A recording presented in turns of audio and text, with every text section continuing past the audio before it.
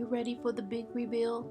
Introducing our beautiful 2021 Raw Beauty Ambassadors.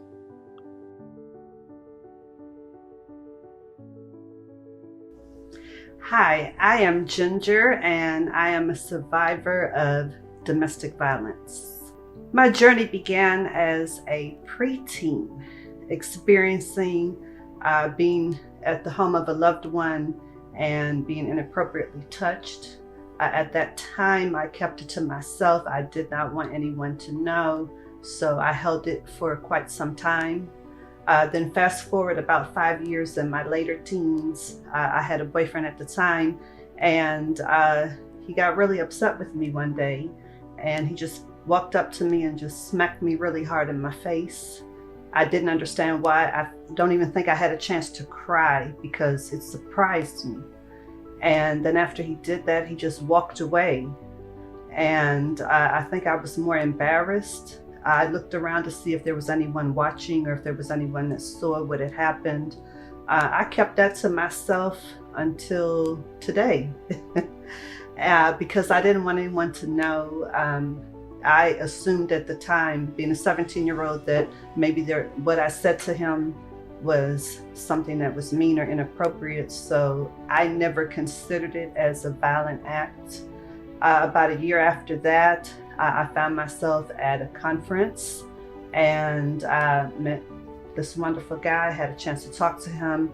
Later found myself being invited to what I thought was a conference room for a card game, and it wound up being a room with about 4 guys. I was sexually harassed by them, and then later on, the one guy that I had met earlier, he raped me later on that night. I kept it to myself because I was at an event. I really didn't know everyone that well. When I went home, I did not share it with my family.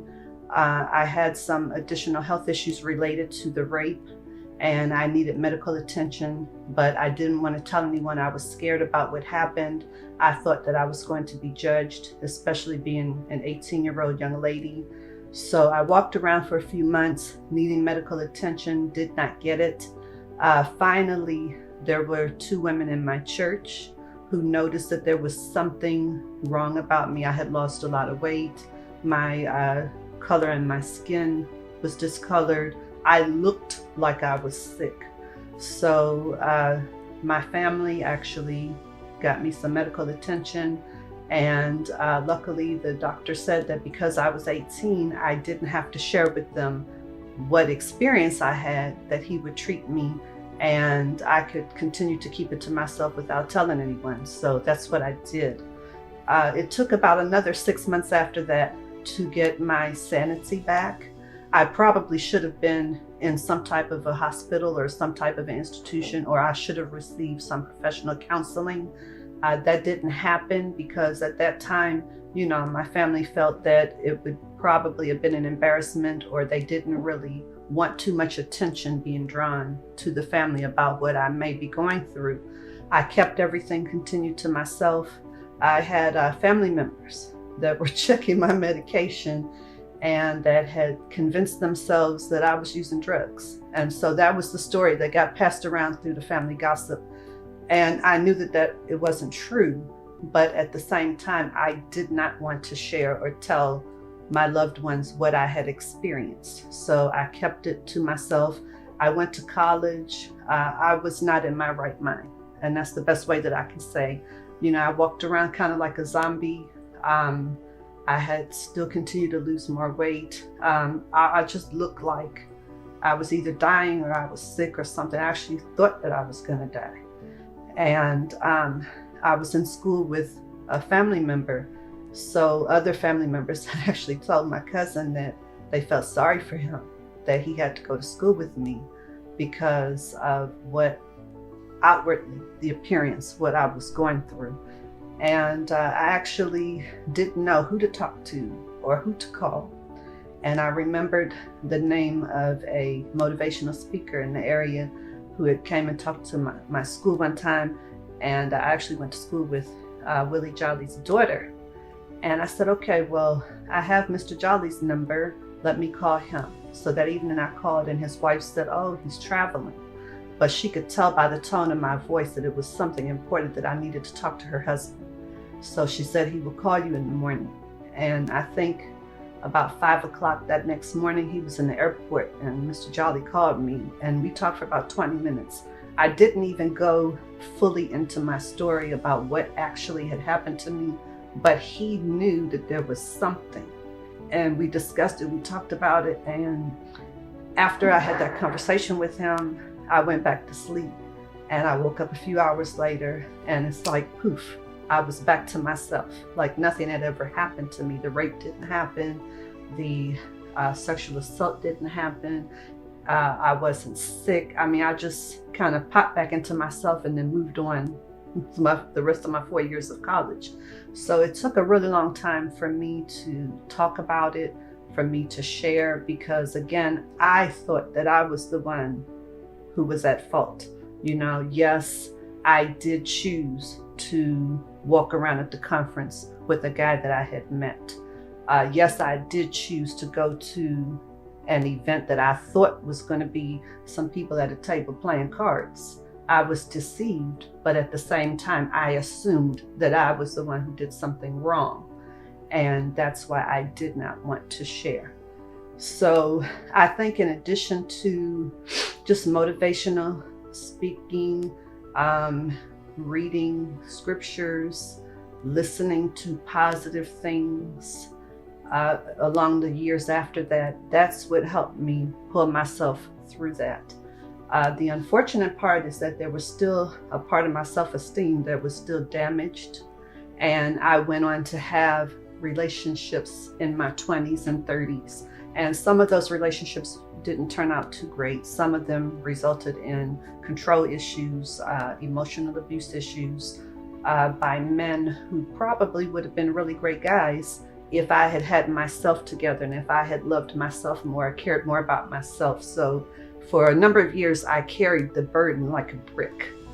That, you know, all of these things happened to me because of something that I did wrong. And I did not put the fault on the other party. So as a result of it, I didn't have enough love for myself. And I put all the blame on myself. I carried the responsibility like a brick on my shoulder. And for a number of years, I continued to struggle with self-esteem issues because I did not realize that all of those instances and those things that happened to me fell into the category of domestic violence. I thought that domestic violence is like your husband is beating you for years, or you have a parent who's beating you or something like that. I didn't realize that a relationship or a date that turned into something physical could be considered domestic violence. I thought that it was long-term something happening to you. I didn't realize that if you experience something, even if it's that one instance, like that rape was just that one night and then it was over. But I didn't consider it to be in that category. So that's why I held it to myself. I didn't want other people to know. And then later on, years later, opening up and sharing with people, I guess we have to be mindful of who we share what with, because sometimes we may carry the same blood in our veins, but some individuals may not understand. There's judgment.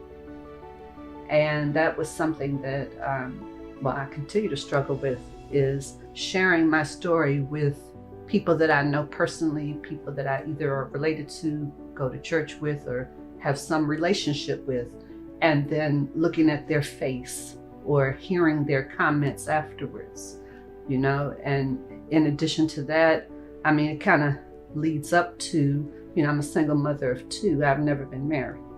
So it's the judgment of all of that. It's it all goes back to those early incidents, you know, the fondling, the smack in the face, the rape, the sexual assault. All of that has something to do with me today having come through some negative relationships and having 2 children and not being married. So it all ties in together.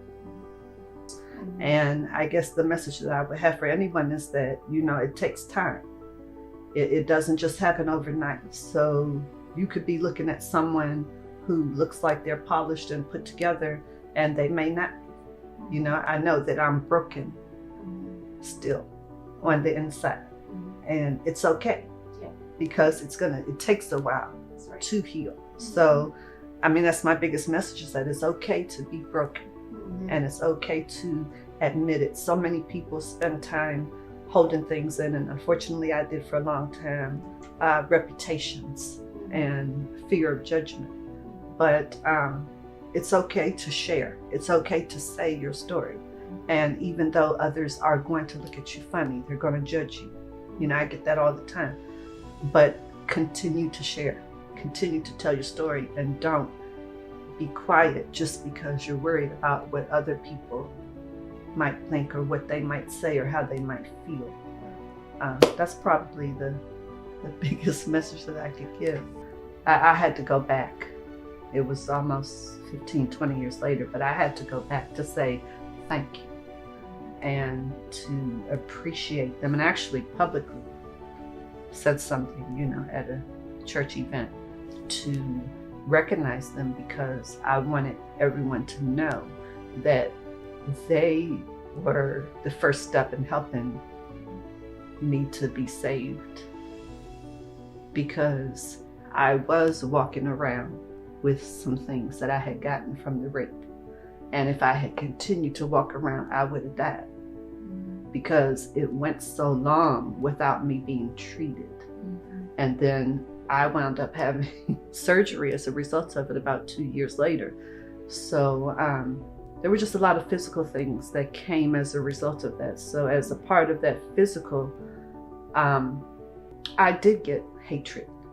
I was mad.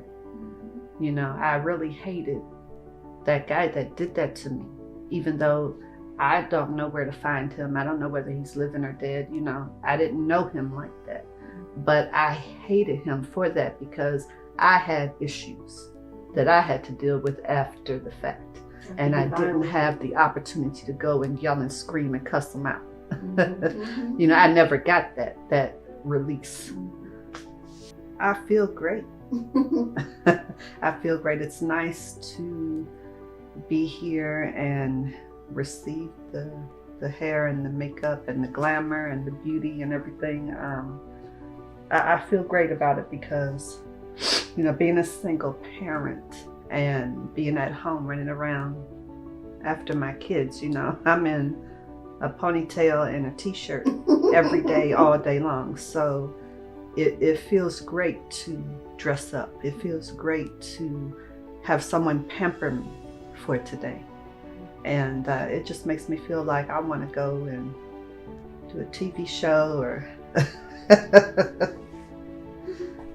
go to the socialite scene, or I just feel like I want to go do a lot of things, because I feel great in the way that I look today. Just sharing with young people, sharing with other women. And I'd like to one day be able to put it in a book, even if it only sells one copy, and I buy that one copy. It doesn't have to go to the New York Times bestseller list. But even if my workshops or my book or whatever it is that I do is only seen by or heard by one person, I'm happy. I think my dream is just to actually do it. So my prayer for myself is the motivation to start. I am Ginger, and I am raw beauty proud.